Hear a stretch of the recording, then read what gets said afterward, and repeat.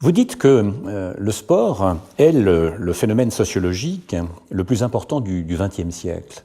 Et en même temps, ce qui pourrait paraître paradoxal, vous dites que le sport est un impensé, un incritiqué. Comment penser cela en même temps? Non seulement c'est un impensé et un incritiqué, mais c'est peut-être aussi presque un crime de critiquer le sport. C'est quelque chose qui vous classe du côté des mauvais, des méchants ou des grincheux, voire des anti-contemporains, des anti-modernes. Donc c'est un classement qui vous déclasse, de critiquer le sport. C'est un classement qui vous déclasse dans la société. Vous critiquez le sport, on ne comprend pas très bien.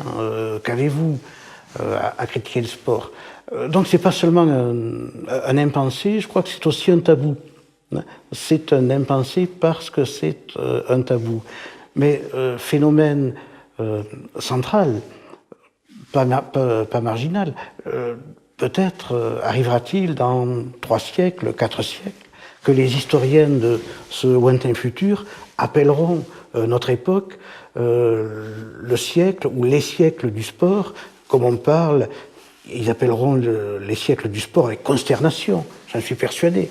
Comme on parle du siècle des Lumières, du romantisme, voilà, c'est quand même le phénomène le plus... Mettons-nous sur une autre planète, mettons-nous sur Mars, regardons la Terre, et l'on voit toute la Terre s'amuser, faire des courses, s'amuser sérieusement, nous reviendrons là-dessus, faire des courses à pied, des courses de bicyclette, des jeux de ballon.